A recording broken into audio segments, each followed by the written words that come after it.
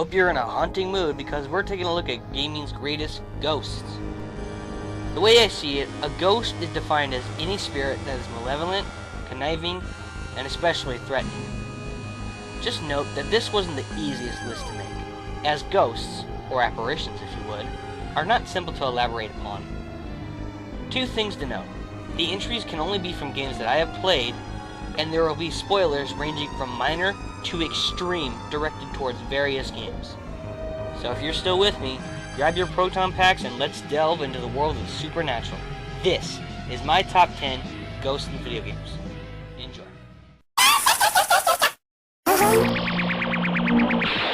You don't stand a chance, SquarePants!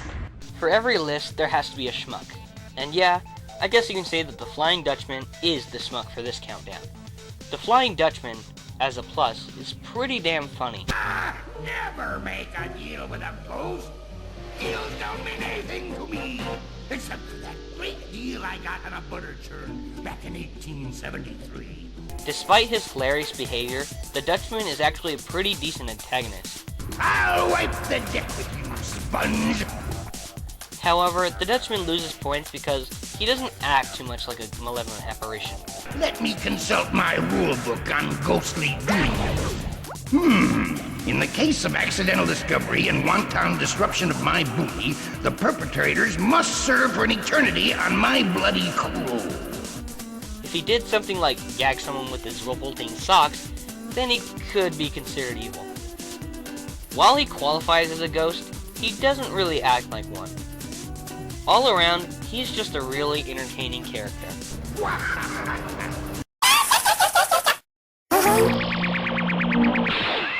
Metroid is a series in which the plot usually revolves around aliens, such as the Metroids and the X-Parasites, both of which are now completely eradicated. So where could the series go from here? I mean, the main enemies in the series are dead, well, rumored to be at least. But if there's one thing Nintendo could jump on, it's the Chozo ghosts. I mean, in Metroid Prime, we saw these things randomly appear all over Talon 4, and they attack Samus for no apparent reason. This is probably because these poor souls are corrupted by Phazon. Can you just imagine how Samus feels about this? Being attacked by the same beings who raised you? Well, I guess it's no different than the way some of our parents treat us. This just raises the question, what else don't we know about the Chozo? We scanned through all the lore, but that doesn't mean we know everything about them. I hope Nintendo hops back on and tells the origin of these mysterious beings. I think that would be interesting.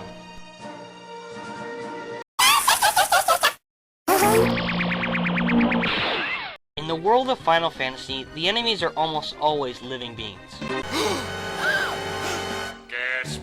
Yes, I do play Final Fantasy games. Shut up. Yet, throughout nearly all of the games, spin-offs, and main series alike, there is usually a malevolent spirit present. Their names vary slightly through each appearance, like specters, necrofiends, Lex, etc. Since they are such a recurring form of enemy in the series, they can't be overlooked. Now, I'm not going to explain all of their attributes, such as HP, MP, attack, intelligence, and all that, because they vary greatly. And to end this very unexplained entry, I'm going to have to leave you with a Kafka quote. Take it away, Mr. Palazzo.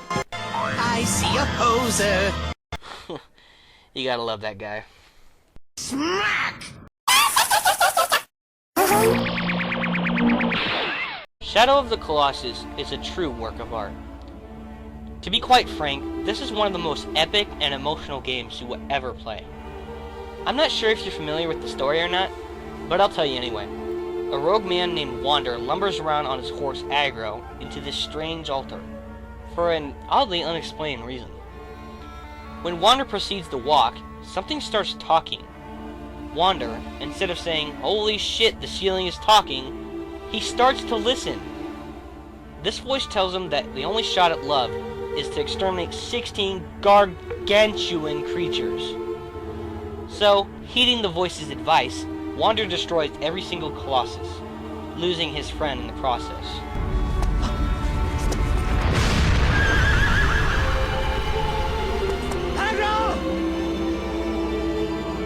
Once he returns to where he was instructed, the ominous voice reveals himself to be Dormin, the evil incarnate. While Dormin is mostly known as a demon, he qualifies because he is a conniving, threatening, and menacing spirit, which is everything you expect to find in a ghost. While the game itself is amazing, the ending will truly piss you off.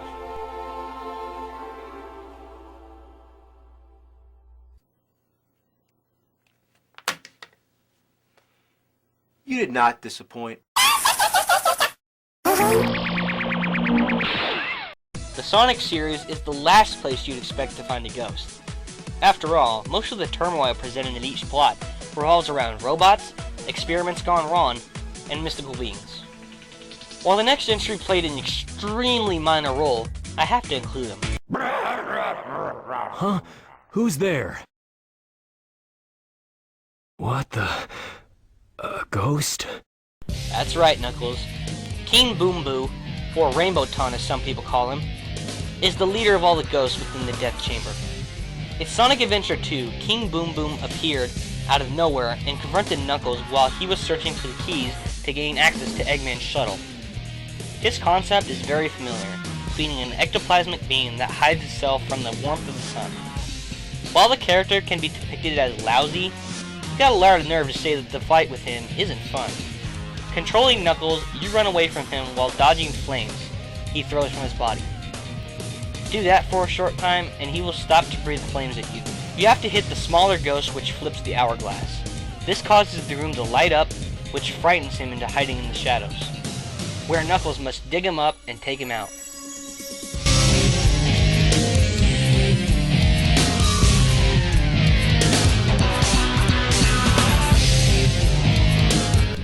Good stuff.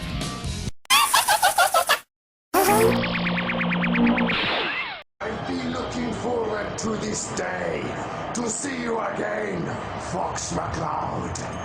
Andross! While Andross is considered by many as a living being, he meets all the quality characteristics of a ghost.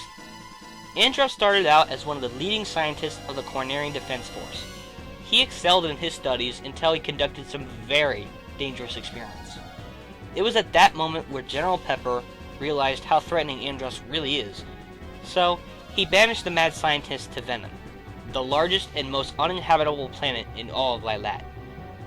When Fox and his team finally confronted Andross, the team won the battle, but Andross wasn't finished yet.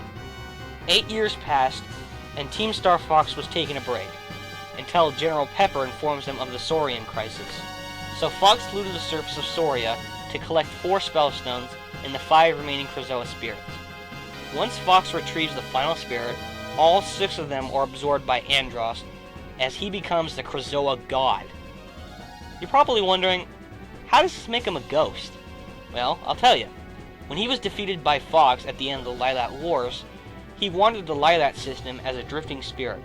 He sought a power source that could revive him. He's now a spirit, so he qualifies. Not to mention, he also made an appearance in Star Fox Command, where you can clearly tell that he's a ghost.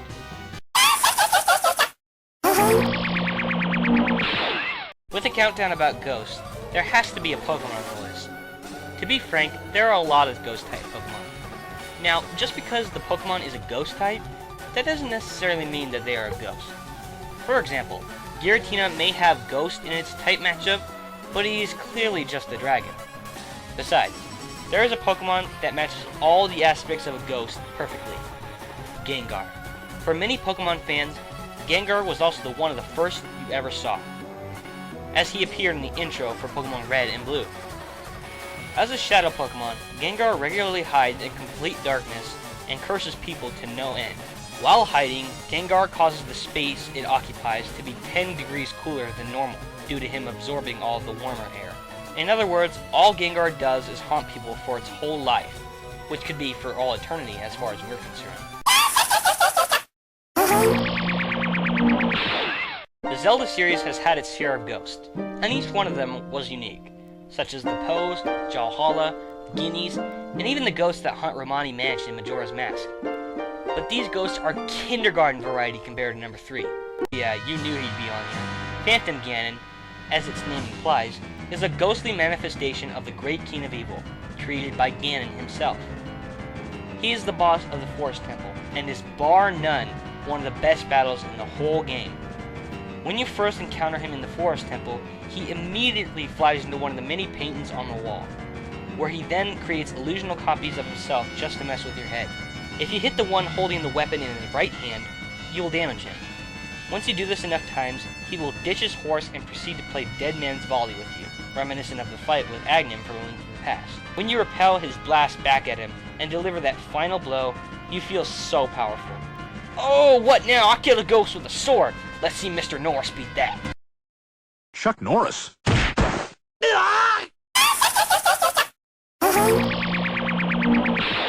Mario series has a crapload of ghosts. Let me name some of them off. There's Dupless, Ghost T, Cackletta, Ghoul Guys, and the 21 Portrait Ghosts. But without doubt, the best ghosts in the Mario series are Boos. Boos are the archetypical ghosts in the Mario series. Ever since their debut in Super Mario Bros. 3, the Boos have appeared in every main series platformer, every RPG spin-off, every sports spin-off, and every single Mario Party. Rightfully so, Boos also have the largest number of subspecies of any enemy in the series. There's normal Boos, atomic Boos, bomb Boos, balloon Boos, bruisers, fishing Boos, Eries, dark Boos, and red Boos, just to name some of them off.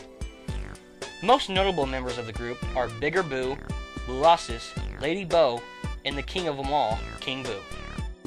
With all the variations applied to Boos, and their constant recurrence, you were probably expecting them to be number 1. So what the hell can beat them? Well, let's recap.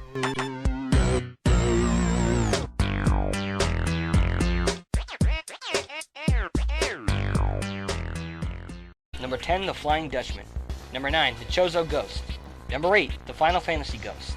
Number 7, Dormin. Number 6, King Boom Boo. Number 5, Andross. Number 4, Gengar.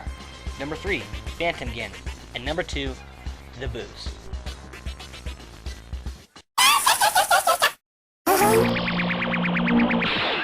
Throughout this entire countdown, we've seen ghosts from the sea, corrupted spirits, haunting apparitions, and grimacing ghouls. To find out what number 1 is, we need to venture into the world of Pac-Man. When most people hear Pac-Man, they almost immediately think of the original ghosts: Blinky, Pinky, Inky, and Clyde. After all, they were one of the first enemies to be blessed upon gaming. So how could they not be number 1? Well, guess what? They're not. The original Pac-Man ghosts may have been the first, but they're far from the best. There is one ghost in the Pac universe that greatly surpasses them. Our final contender is the main villain of Pac-Man World 2.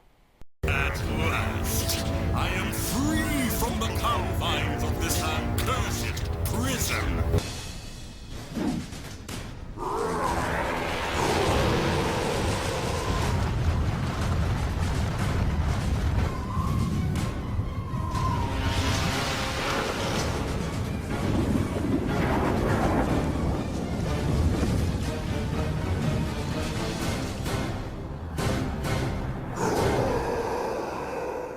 The second I thought of this countdown, I knew that Spooky had to be number 1.